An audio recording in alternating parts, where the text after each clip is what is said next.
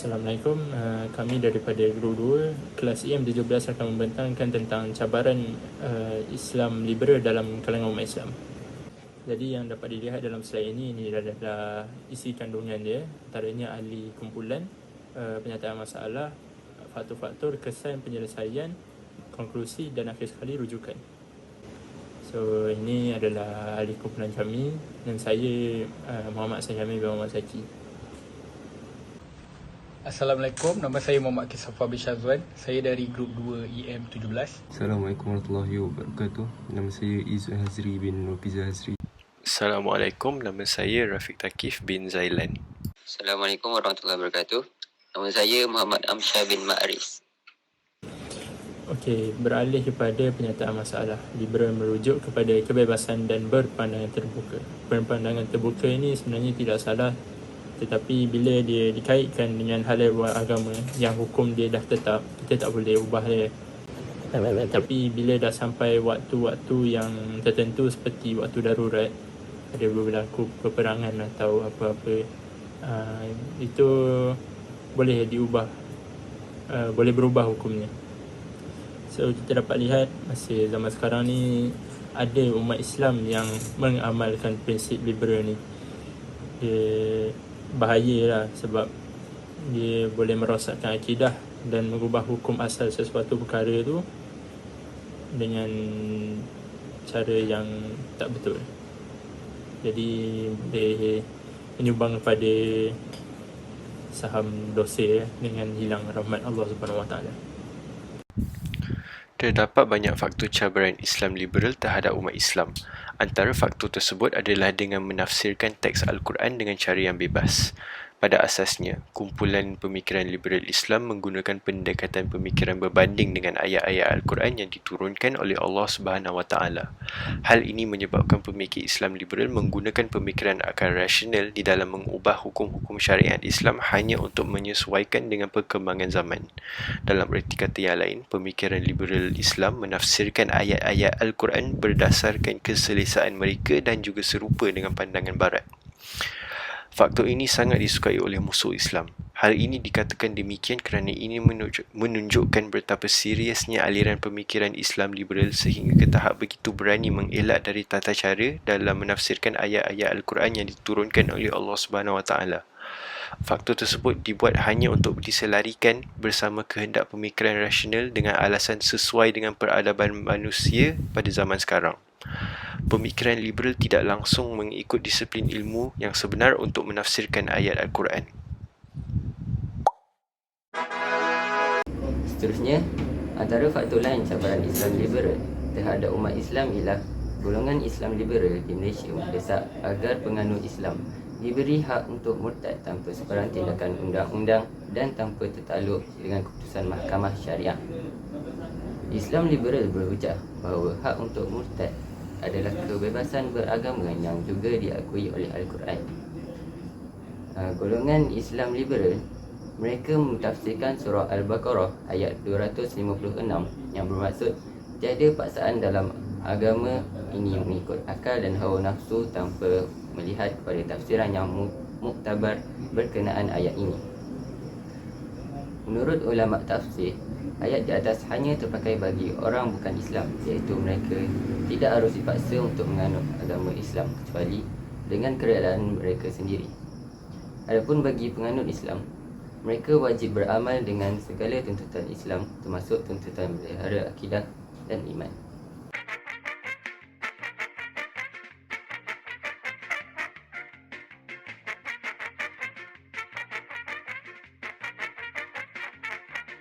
Hari ini saya ingin membentangkan penyelesaian masalah tentang cabaran Islam liberal terhadap umat Islam.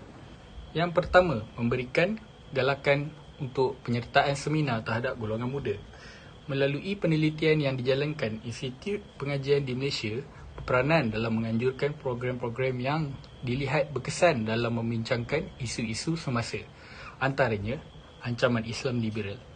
Kemudian, Institut Pengajian di Malaysia bertanggungjawab dalam memupuk dan memberikan galakan dan minat kepada pelajar untuk terlibat secara langsung dalam program-program yang dianjurkan tersebut. Antaranya seminar, ceramah umum atau bengkel sama ada sebagai peserta, pembentang atau urus setia. Dengan ini, para pelajar akan berpeluang untuk menerokai perkara-perkara yang berhubung dengan ancaman Islam liberal. Di samping itu, aktiviti-aktiviti tersebut dilakukan dalam bentuk in-house training di mana pakar-pakar awam dan swasta yang berkenaan dijemput untuk memberikan maklumat tentang Islam liberal. Sebagai contoh, Universiti Kebangsaan Malaysia dengan kerjasama Jabatan Agama Islam Selangor telah menganjurkan seminar kebangsaan isu-isu Islam liberal yang mengupas isu-isu Islam liberal dengan menjemput institut Islam yang bertanggungjawab dalam membendung fahaman Islam liberal seperti JAKIM, JAIS, ABIM, JIM dan sebagainya untuk menjelaskan aktiviti-aktiviti atau pengalaman mereka dalam menangani wacana pemikiran Islam liberal. Secara tidak langsung, pelajar akan didedahkan dengan input-input terkini mengenai isu-isu serta cabaran semasa dalam dunia pengajian Islam, khasnya ancaman Islam liberal. Dalam masa yang sama, aktiviti seumpama ini akan dapat memberikan ruang dan peluang pada pelajar untuk bersama-sama berkongsi idea dan dapat meningkatkan tahap kepribadian dan keyakinan seorang pelajar. Melalui cara ini, para pelajar akan lebih bersiap sedia dengan segala kemungkinan dan usaha-usaha yang menggugat kehormatan agama Islam itu sendiri. Bak kata pepatah orang Melayu, melentur buluh biarlah dari rebungnya. Dan sekarang saya akan sambung pembentangan daripada rakan saya iaitu Akil tentang penyelesaian masalah bagi cabaran Islam liberal dalam kalangan umat Islam. Daripada penyelesaian masalah yang telah dicakap oleh Akil sebentar tadi, kita sebagai komuniti sekeliling umat Islam kita juga mampu memberi pendedahan terhadap kanak-kanak maupun remaja. Sebagai contoh, ibu bapa kita boleh mengajar anak-anak tentang ilmu agama supaya mereka mendapat pendedahan awal terhadap ilmu agama ni. Jadi mereka tahu apa yang patut dicontohi dalam hidup mereka. Sebagai guru, kita mampu membina silibus yang berpatutan sebagai contoh akidah. Kita pernah belajar dulu akidah ni untuk memantapkan kita punya akidah supaya kita tidak berfikiran bebas. Selain daripada itu, sistem pendidikan juga perlu naik taraf supaya kanak-kanak pada zaman kini dapat didedahkan dengan dunia yang sebenar, dan apabila mereka jumpa isu liberal ini di depan mata mereka maupun di internet, mereka sudah tahu perkara itu salah dari pandangan Islam, maka mereka sudah bersedia untuk menjawab dan menegakkan Islam. Seterusnya saya akan berkongsikan tentang satu contoh yang telah berlaku pada zaman kini, iaitu pada 18 Mac 2005 di Manhattan, Amerika. Seorang doktor, Aminah Wadud, telah menjadi imam kepada para jemaah lelaki serta wanita yang tidak menutup aurat dengan sempurna. Dan perkara ini telah mengejutkan satu dunia tentang apa yang telah berlaku dan dianggap normal oleh para liberal. Dan perkara ini amat menakutkan oleh kita umat Islam sebab perkara ini tidak normal untuk kita menunaikan solat. Kita perlu tahu memang ada kelompok manusia yang akan menyesatkan umat-umat Islam yang beriman ni, dan telah tertulisnya dalam Al-Quran ini dalil dan faktanya pada surah Al-An'am ayat 119. Maksudnya, dan jika engkau menurut kebanyakan orang yang ada di muka bumi, nescaya mereka akan menyesatkanmu dari jalan Allah.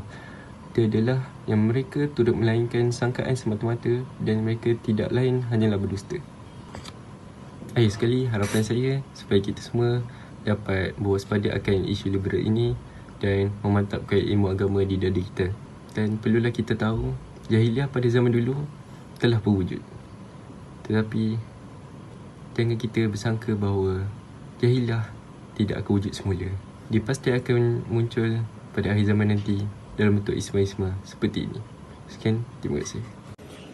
Okey, beralih pada bahagian konklusi. Sebagai penghias bicara akhir, kita dapat lihat bahawa cabaran Islam liberal dalam umat Islam sangat berbahaya, walaupun kita nampak benda ni sebagai satu benda yang kecil dan tak perlu kita kisah pun.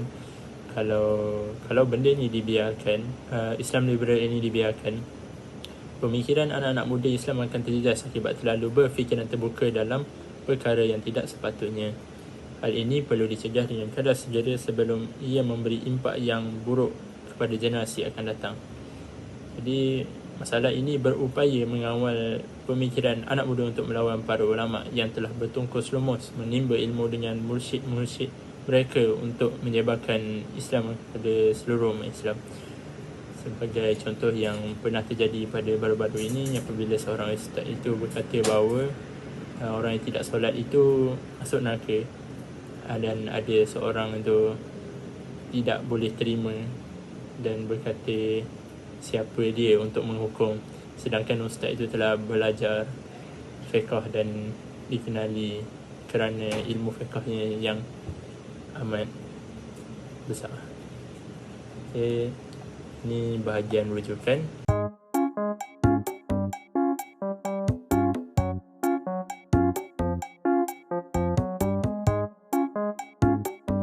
Assalamualaikum.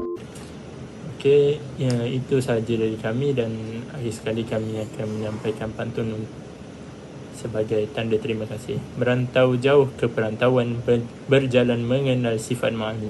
Terima kasih ku ucapkan buat ustazah dari kami yang fakir ini. Terima kasih.